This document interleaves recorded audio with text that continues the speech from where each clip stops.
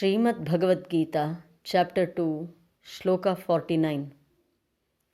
ದೂರೇಣ ಹ್ಯವರಂ ಕರ್ಮ ಬುದ್ಧಿಯೋಗಾತ್ ಧನಂಜಯ ಬುದ್ಧೌ ಶರಣಮನ್ವಿಚ್ಛ ಕೃಪಣಾಃ ಫಲಹೇತವಃ. ದೂರೇಣ ಹ್ಯವರಂ ಕರ್ಮ ಬುದ್ಧಿಯೋಗಾತ್ ಧನಂಜಯ ಬುದ್ಧೌ ಶರಣಮನ್ವಿಚ್ಛ ಕೃಪಣಾಃ ಫಲಹೇತವಃ. ಪರಿಪೂರ್ಣ ನಂಬಿಕೆ, ಭರವಸೆಯಿಂದ, ಶಾಂತತೆಯಿಂದ ಭಗವಂತನಲ್ಲಿ ಪ್ರಾರ್ಥನೆ ಮಾಡ್ಕೊಳ್ಳಿ. To the supreme god, the divine father, divine mother, Lord Krishna, Lord Dhanvantari, all the great masters, holy gurus, holy masters, holy angels, spiritual helpers, Sadguruji, Grandmaster Choba Kukshi, and all the great teachers. We humbly invoke your great blessings, guidance, help and protection for illumination, for divine oneness, for good health, happiness, for progress, success, prosperity and spirituality. With thanks and in full faith, we thank you. In full faith, with deep gratitude, respect and love, we thank you.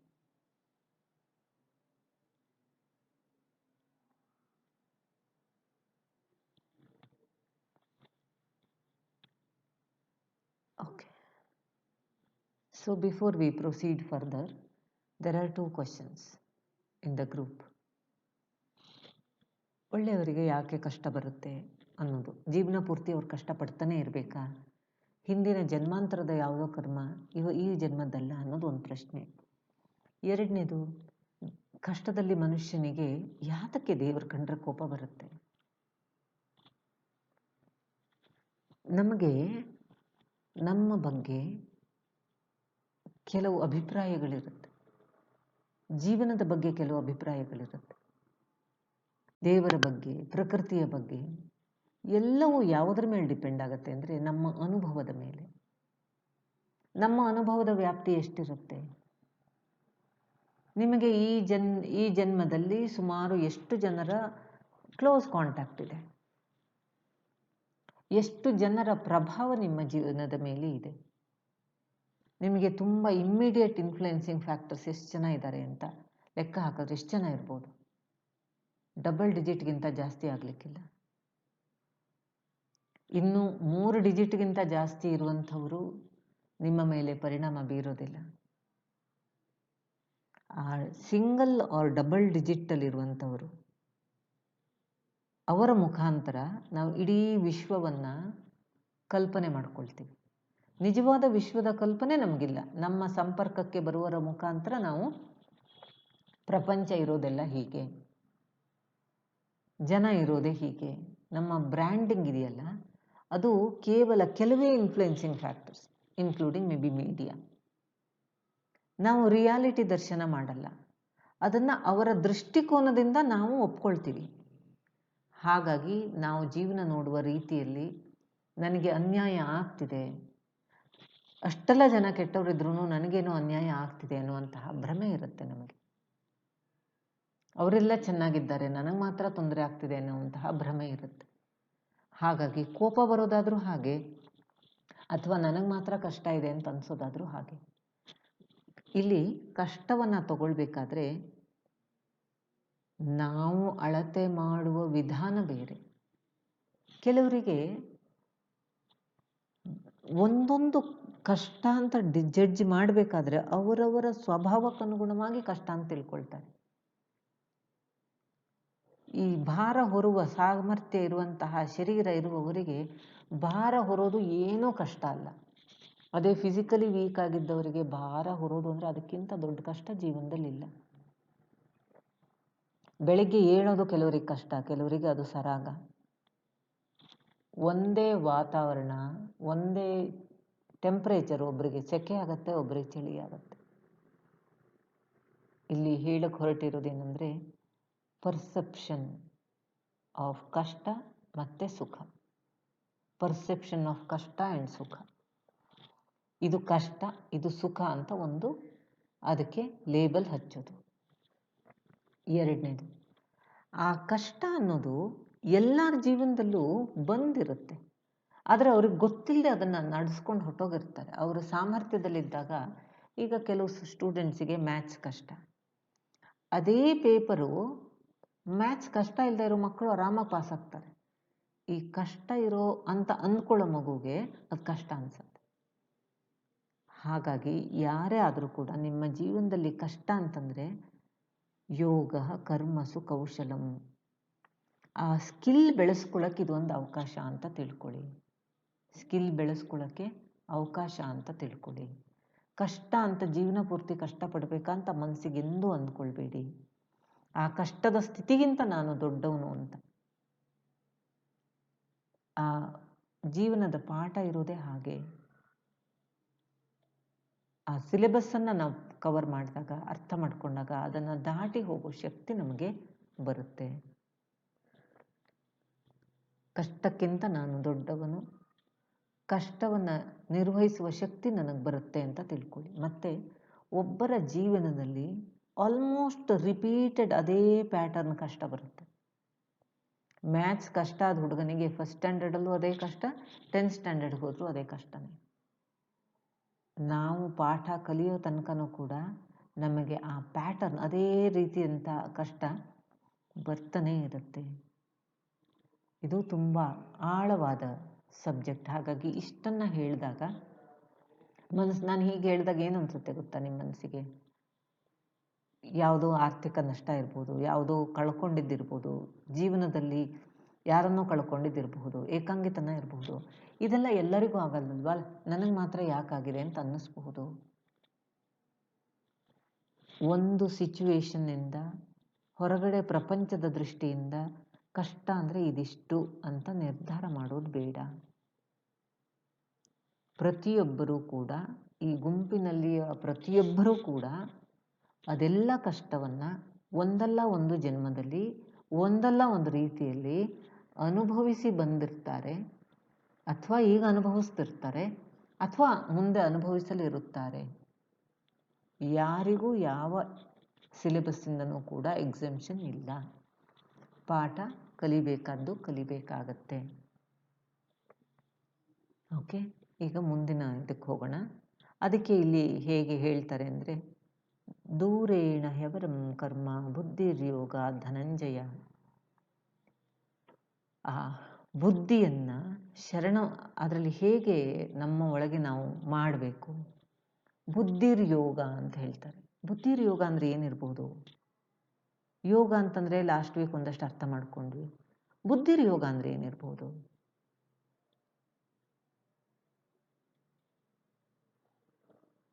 ನಿಮಿಷ, ಇದೇ ಶ್ಲೋಕನ ನಾವು ಮಾಡಬೇಕಾಗಿದ್ದು ಅಂತ.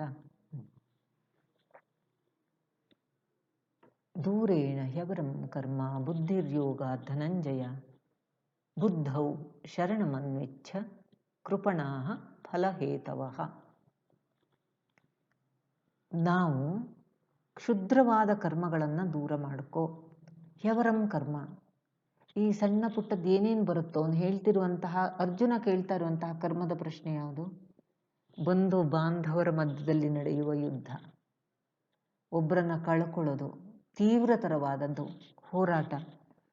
ಈ ಕರ್ಮಗಳನ್ನೆಲ್ಲ ನೀನು ಯಾವುದರಿಂದ ಹೊರಗೆ ಬರಬೇಕು? ಬುದ್ಧಿ ಎನ್ನುವಂತಹ ಯೋಗದಿಂದ. ಬುದ್ಧಿ ಅನ್ನೋದು ಮನುಷ್ಯನ ವಿವೇಚನೆಗಿಂತ ಎತ್ತರದ ಶಕ್ತಿ. ಅದು ನಿನ್ನ ಆತ್ಮ ಬುದ್ಧಿಯನ್ನು ನೀನು ಉಪಯೋಗಿಸಿದಾಗ ಇದೆಲ್ಲದು ಎಷ್ಟು ಚಿಕ್ಕದ್ದು ಅನ್ನೋದು ಗೊತ್ತಾಗತ್ತೆ. ಒಮ್ಮೆ ಯೋಚನೆ ಮಾಡಿ, ನನಗೆ 1,000 ವರ್ಷ ಆಯಸ್ಸಿದೆ ಅಂತ ತಿಳ್ಕೊಳ್ಳಿ ಪ್ರತಿಯೊಬ್ಬರು. ಒಂದು 100 ಜನ್ಮವಾಗಿ ತಗೊಂಡ್ರು 10 ಜನ್ಮ ಆಯಿತು. 100 ವರ್ಷ ಅಂತ ತಗೊಂಡ್ರು 10 ಜನ್ಮ ಆಯಿತು. ಆ 10 ಜನ್ಮದಲ್ಲಿ ನಾನು ಏನೇನು ಪಾಠ ಕಲಿಬೇಕು, ಆ ಒಂದು ವ್ಯಾಪ್ತಿಯನ್ನು ತಗೊಂಡ್ರಾಗ ಈ ಯಾವುದೋ ಒಂದು ಸಣ್ಣ ಕಷ್ಟ ಅಂತ ಅನಿಸ್ಬಿಡತ್ತೆ. ಈ ಕಲಿಬೇಕಾದ ಪಾಠ, ಯಾರೋ ಒಂದು ದುಡ್ಡು ಮೋಸ ಮಾಡಿದ್ರು, ಯಾರೋ ಒಂದು ವ್ಯಕ್ತಿಯನ್ನು ಕಳ್ಕೊಂಡ್ರು, ನಾವು ಆ 10 ಜನ್ಮಗಳಲ್ಲಿ ಎಷ್ಟು ಅಂತಹ ಸಂಕಷ್ಟಗಳನ್ನು ಎದುರಿಸ್ತೀವೋ ಅದರ ಮಧ್ಯದಲ್ಲಿ ಈ ಒಂದು ಪರ್ಟಿಕ್ಯುಲರ್ ಸಿಚುವೇಶನ್ ಚಿಕ್ಕದನ್ಸ್ಬಿಡುತ್ತೆ. ಆ 1000 ವರ್ಷಗಳಲ್ಲಿ ನಾನು ಒಂದು ಗುರಿಯನ್ನು ತಲುಪಬೇಕಾಗಿರುತ್ತೆ. ಹಾಗಾಗಿ ಈ ಸಣ್ಣ ಪುಟ್ಟ ಸಮಸ್ಯೆಗಳನ್ನೆಲ್ಲ ನೀನು ಚಿಕ್ಕದು ಅಂತ ತಿಳ್ಕೊಂಬಿಟ್ಟು ನಿನ್ನ ಬುದ್ಧಿಯ ಬಲದಿಂದ ದೂರ ಮಾಡು. ಇನ್ಯಾವುದರಿಂದನೂ ಇದನ್ನು ದೂರ ಮಾಡೋಕ್ಕಾಗಲ್ಲ. ಬುದ್ಧಿ ಅಂದರೆ ಆತ್ಮಬುದ್ಧಿಯಿಂದ ದೂರ ಮಾಡು. ಯಾರು ಆತ್ಮಬುದ್ಧಿಯಲ್ಲಿ, ಬುದ್ಧಿ ಅನ್ನುವಂತಹ ಆ ಒಂದು ಆತ್ಮಶಕ್ತಿಯಲ್ಲಿ ಶರಣಾಗತರಾಗ್ತಾರೋ ಅವರು ಇದೆಲ್ಲದರಿಂದನೂ ಹೊರಗೆ ಬರೋಕ್ಕೆ ಸಾಧ್ಯ. ಸಣ್ಣ ಸಣ್ಣ ಬೆನಿಫಿಟ್ಸ್ಗೋಸ್ಕರ ಆಸೆ ಪಡಬೇಡ, ಬಿಟ್ಬಿಡು. ಈ ಮಕ್ಕಳಿಗೆ ಹೇಳ್ತಾರೆ ಭಾಳಷ್ಟು ಜನ ಟೀಚರ್ಸು, ಸಣ್ಣ ಪುಟ್ಟ ಟೆಸ್ಟಲ್ಲಿ ಬಂದಿರೋ ಮಾರ್ಕ್ಸಿಂದ ಎಕ್ಸೈಟ್ ಆಗಬೇಡ, ಫೈನಲ್ ಎಕ್ಸಾಮ್ ನೋಡು ಅಂತ. ಈ ಮಾರ್ಕ್ಸ್ವಾದಿಗಳ ಸ್ವಭಾವ ಅದು, ಮಾರ್ಕ್ಸ್ಗಾಗಿ ವಾದ ಮಾಡುವಂಥವ್ರು. ಆ ಥರ ಸಣ್ಣ ಪುಟ್ಟ ಸ್ವಭಾವಗಳನ್ನು ನಮ್ಮೊಳಗಡೆ ನೋಡಿ. ನಿಮ್ಮ ಮನಸ್ಸು ಜಡ್ಜ್ ಮಾಡದೆ, ನಿಮ್ಮ ಮನಸ್ಸು ಡಿಸೈಡ್ ಮಾಡದೆ ಅದನ್ನು ನೀವು ಕಷ್ಟ ಅಂತ ಒಪ್ಕೊಳ್ಳೋಕ್ಕಾಗಲ್ಲ. ನಿಮ್ಮ ಮನಸ್ಸು ಒಪ್ಕೊಂಡ್ರೆ ಮಾತ್ರ ಅದು ನಿಮಗೆ ಕಷ್ಟ ಅನಿಸತ್ತೆ. ಆ ಮನಸ್ಥಿತಿಯನ್ನು ಶಕ್ತಿಯುತಗೊಳಿಸು. ಆ ಮನಸ್ಥಿತಿಯನ್ನು ಬುದ್ಧಿಯಿಂದ ಹ್ಯಾಂಡಲ್ ಮಾಡು, ಭಾವನೆಗಳಿಂದ ಮಾಡಬೇಡ. ಆತ್ಮಬುದ್ಧಿಯಿಂದ ಮಾಡು. ಮನಸ್ಸಿಗೆ ವಿಶ್ಲೇಷಣೆಯನ್ನು ಹತ್ತಿರಕ್ಕೆ ತಗೊಳ್ಳಿ. ಒಂದು 10th PUC ಮುಗಿಸಿದಂತಹ ಮಗುಗೆ ಎಷ್ಟು ಜನ ಮಕ್ಕಳು ಪ್ರತಿ ವರ್ಷ ಮೆಡಿಕಲ್ ಸೀಟ್ ಸಿಕ್ಕಿಲ್ಲ ಅಂಥೇಳಿ ಆತ್ಮಹತ್ಯೆ ಮಾಡ್ಕೊಳ್ತಾರೆ. ಎಕ್ಸಾಮ್ನಲ್ಲಿ ಪಾಸ್ ಆಗಲಿಲ್ಲ ಅಂತ ಆತ್ಮಹತ್ಯೆ ಮಾಡ್ಕೊಳ್ತಾರೆ. ಅವರು ಬುದ್ಧಿಯಿಂದ ಯೋಚನೆ ಮಾಡಲ್ಲ, ಭಾವನೆಯಿಂದ ಯೋಚನೆ ಮಾಡ್ತಾರೆ. ಬುದ್ಧಿಯಿಂದ ಅವ್ರು ಯೋಚನೆ ಮಾಡಿದ್ದಿದ್ರೆ ಇಂತಹ ಎಕ್ಸಾಮ್ಸು 1000 ಬರುತ್ತೆ, ಹೋಗುತ್ತೆ, ನಾನು ಅದಕ್ಕಿಂತ ದೊಡ್ಡವನು ಅಂತ ಎದ್ದು ನಿಲ್ತಾರೆ. ಆ ಕಷ್ಟವನ್ನು ದಾಟಿ ಎದ್ದು ನಿಲ್ತಾರೆ. ಎಷ್ಟು ಜನ 2-3 ಸಲ ಫೇಲ್ ಆಗಿರ್ತಾರೆ. ನೀವು ಇತ್ತೀಚೆಗೆ ಇವರು ರೀಸೆಂಟಾಗಿ ನಮ್ಮ ಭಾಸ್ಕರ್ ರಾವ್ ಒಂದು ಕಡೆಗೆ ಹೇಳ್ಕೊಳ್ತಾ ಇದ್ರು. Police commissioner, retired, police commissioner Bangalore. ಅವ್ರು ಏನು ಮಾಡಿದ್ರು 4-5ನೇ ಕ್ಲಾಸಲ್ಲಿ ಪಾಸ್ ಆಗೋಕ್ಕಾಗ್ತಿರ್ಲಿಲ್ವಂತೆ. ಅಷ್ಟು ದೊಡ್ಡತನ. ಅವ್ರ ಅಪ್ಪನಿಗೆ ಬೇರೆ ಅವಮಾನ ಆಗ್ತಾಯಿತ್ತು. ಆದರೆ ಅವರು ಇವತ್ತು IPS ಆಫೀಸರ್ ಆಗಿ ಅಷ್ಟು ಒಂದು ಉನ್ನತ ಹುದ್ದೆ ಪಡ್ಕೊಳ್ಬೇಕಾದ್ರೆ ಅವರು ಸೋಲನ್ನು ಒಪ್ಕೊಳ್ಳಿಲ್ಲ. ಸೋಲನ್ನು ಒಪ್ಪಿಕೊಳ್ಳದೆ ನಡೆಯುವವನಿಗೆ ಮಾತ್ರ ಯಶಸ್ಸು. ಅವನು ಇಂತಹ ಸಣ್ಣ ಪುಟ್ಟ ಕರ್ಮಗಳನ್ನೆಲ್ಲ ಯೋಚನೆ ಮಾಡೋದಿಲ್ಲ. ಎಂದಿಗೂ ಕೂಡ ಕಷ್ಟ ಅಂತ ಯಾವುದನ್ನು ಒಪ್ಕೋಬೇಡಿ, ಸೋಲು ಅಂತ ಯಾವುದನ್ನು ಒಪ್ಕೋಬೇಡಿ. ಅದನ್ನೇನಂತ ತಿಳ್ಕೋಬೇಕು, ನನ್ನ ಆತ್ಮಶಕ್ತಿ ಇದಕ್ಕಿಂತ ಹೆಚ್ಚಿನದು, ನಾನು ಇದನ್ನು ಎದ್ದು ಬರಬಲ್ಲೆ, ಇದನ್ನು ಮೀರಿ ನಿಲ್ಲಬಲ್ಲೆ, ಹೊಸ ದಾರಿ ಹುಡುಕಿ ಮುಂದೆ ಹೆಜ್ಜೆ ಇಡಿ, ಎಂದು ಫ್ರೀಸ್ ಆಗಬೇಡಿ. ಆಗ ಎಲ್ಲ ಕರ್ಮತತ್ವಕ್ಕೂ ಅರ್ಥ ಇದೆ. ಈ ಸಣ್ಣ ಪುಟ್ಟ ಯಾವುದಕ್ಕೂ ಅಂಟ್ಕೋಬೇಡಿ, ತುಂಬ ಗಟ್ಟಿಯಾಗಿ ಅಂದ್ಕೊಳ್ಳಿ. ಯಾವುದು ಶಾಶ್ವತ ಅಂತಂದರೆ ಪರಿವರ್ತನೆ ಮಾತ್ರವೇ ಶಾಶ್ವತ. Change is permanent. ಬಾಕಿ ಎಲ್ಲದೂ ಚೇಂಜ್ ಆಗ್ತಾನೇ ಇರುತ್ತೆ. ನಿಮ್ಮ ಕಷ್ಟ ಅಂದ್ಕೊಂಡಂತಹ ಕಷ್ಟ ಶಾಶ್ವತ ಅಲ್ಲ, ಸುಖ ಅಂದ್ಕೊಂಡಂತಹ ಸುಖ ಶಾಶ್ವತ ಅಲ್ಲ. ಅದು ಚೇಂಜ್ ಅಷ್ಟೇ. ಹಗಲು ರಾತ್ರಿ ಇದ್ದ ಹಾಗೇ ಇವತ್ತು ಹೀಗೆ ಕಾಣುತ್ತೆ, ನಾಳೆ ಹಾಗೆ ಕಾಣುತ್ತೆ. ಸೊ ಮೆಡಿಟೇಟ್, ಇದ್ರ ಮೇಲೆ ಧ್ಯಾನ ಮಾಡಿ. ನಮ್ಮ ಒಳಗೆ ಕೋಪ ಇದ್ದಾಗ, ದ್ವೇಷ ಇದ್ದಾಗ, ನಮ್ಮವರೇ ನಮ್ಗೆ ಹೆಲ್ಪ್ ಮಾಡಲಿಲ್ವಲ್ಲ, ನಾನು ನಂಬಿದ್ದೆ ಅಂತ ನಮ್ಗೆ ಅಂದ್ಕೊಂಡಾಗ ಅವ್ರ ಮೇಲೆ ಸಿಟ್ಟು ಬರುತ್ತೆ. ಎಕ್ಸಾಮ್ನಲ್ಲಿ ಫೇಲ್ ಆದ ಮಕ್ಕಳು ಜಾಸ್ತಿ ಸಿಟ್ಟು ಮಾಡೋದು ತಾಯಿ ತಂದೆ ಮೇಲೆ, ಅವರೇ ಮಾಡಲಿಲ್ವಲ್ಲ ಅಂತ. ಅದರ ಅರ್ಥ ಅದು ದ್ವೇಷ ಅಲ್ಲ. ತನ್ನ ಜೊತೆಯಲ್ಲಿ ಏಕತೆಯನ್ನು ಅನುಭವಿಸುವವರು ತಮ್ಮ ಆತ್ಮೀಯರ ಮೇಲೆ ಸಿಟ್ಟು ಮಾಡ್ತಾರೆ. ಯಾರ ಜೊತೆಯಲ್ಲಿ ನಿಮಗೆ ಒನ್ನೆಸ್ ಎಕ್ಸ್ಪೀರಿಯನ್ಸ್ ಮಾಡ್ತಿರೋ ಅವ್ರ ಮೇಲೆ ತುಂಬ ಜಾಸ್ತಿ ಸಿಟ್ಟಿರುತ್ತೆ. ನಿಮ್ಮನ್ನು ನೀವು ಬೈಕೊಂಡಷ್ಟೇ ಅವರನ್ನು ಬೈತೀರಿ. ಭಗವಂತನ ಜೊತೆಯಲ್ಲಿ ಯಾರು ಅತಿಯಾದ ಪ್ರೀತಿಯನ್ನು ಹಚ್ಕೊಂಡಿರ್ತಾರೋ ಅವರು ಜಾಸ್ತಿ ವಿರೋಧದ ಹೆಸರಿನಲ್ಲಿ ಅವರು ಹೆಚ್ಚಿಗೆ ಭಕ್ತಿಯನ್ನು ತೋರಿಸ್ತಾರೆ. ಅದು ಜಯ ವಿಜಯನ ಕಥೆಯ ಅದರದ ಒಂದು ಸ್ವರೂಪ. What is important in life? Don't get attached to any of the results of your karma. Here in this shloka, he makes it very clear. Don't get yield to the emotions. Get connected with the buddhi, the dhi, the highest intelligence, the intuitive intelligence. Shift yourself to that level of higher intuitive intelligence. Through that is called yoga, buddhi yoga. When you stabilize yourself at that stage, your way of looking at your own life will be different. Your way of looking at your life will be completely different. If you look back 10 years back, how many incidents you may be laughing at it now? How many incidents you have already forgotten? But at that stage, it was so important. When you are in teenage, it was so important about how you look like, how appearance, your clothing, your dressing, everything was so important. Now it is important, but not as important as that time. As we progress, we let go. Here Arjuna is getting guided by Lord Krishna. Consciously let go. You should not let go after 10 years, after 20 years, after 100 years. At that moment itself, you must learn to let go. When you shift yourself to the higher consciousness, you will learn to let go. There is no other way to let go. There is no other way to learn the lessons. It is the only one way is shifting your consciousness to the higher plane, that is intuitive intelligence. When you shift yourself to that level, life becomes very simple. And you start looking at it. Oh my God, why people are so greedy about their, the phala, the karma phala. Oh, I have done this, I should get this. That craving for recognition, craving for results, craving for returns, you start laughing at them. You will realize when you shift your consciousness to the higher, you realize the whole universe is based only on cause and effect. Whatever you do, the response will be based on your karma, your action and reaction.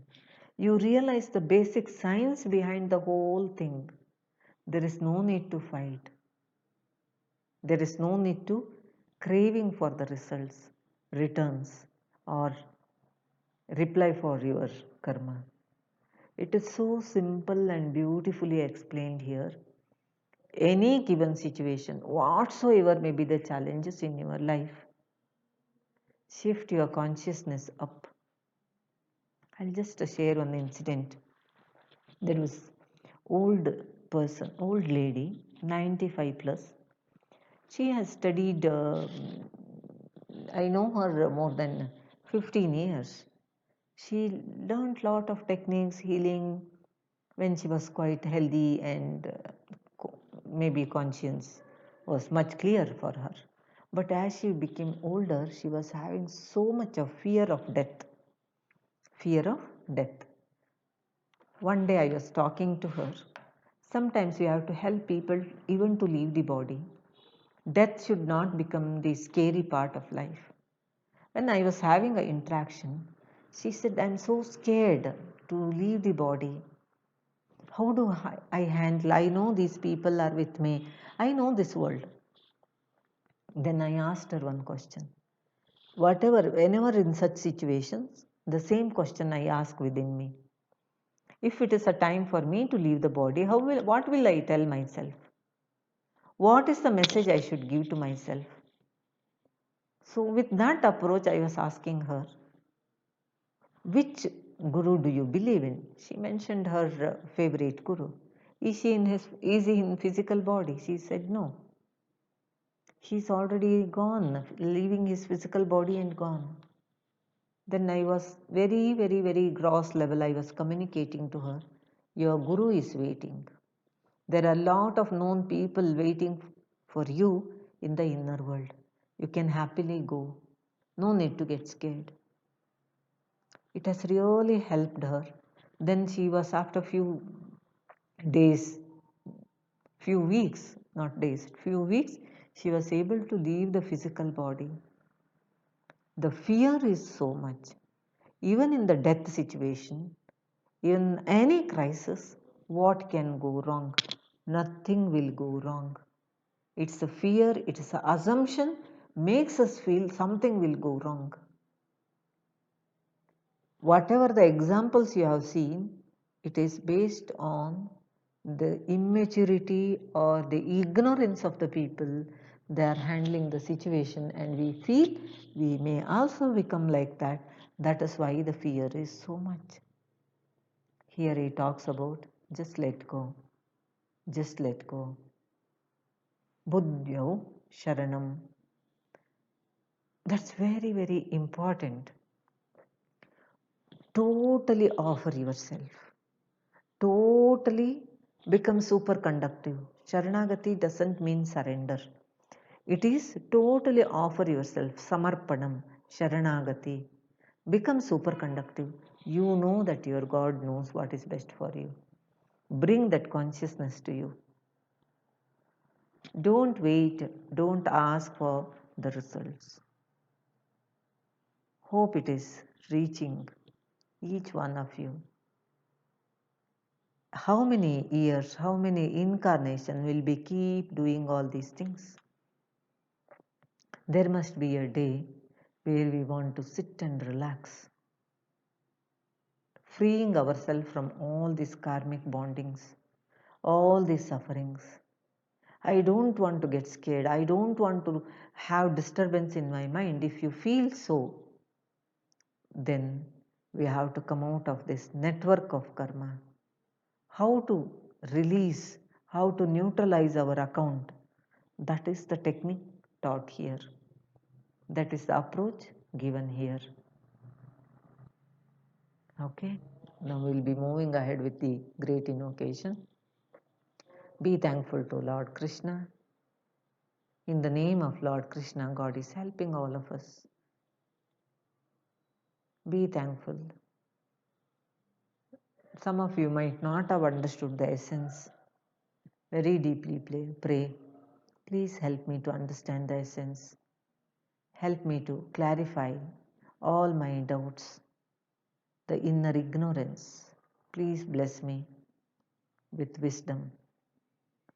ನನ್ನೊಳಗಿನ ಅಜ್ಞಾನ ನಿವಾರಣೆ ಆಗಲಿ. ಸಂಘರ್ಷ ಸಂದೇಹಗಳೆಲ್ಲವೂ ನನ್ನೊಳಗೆ ಇರುವಲ್ಲಿಯೇ ನಿವಾರಣೆ ಆಗಲಿ. Please guide me, please help me. Very deeply seek help. Okay. Now we'll proceed with the great invocation. Namaste. Take care.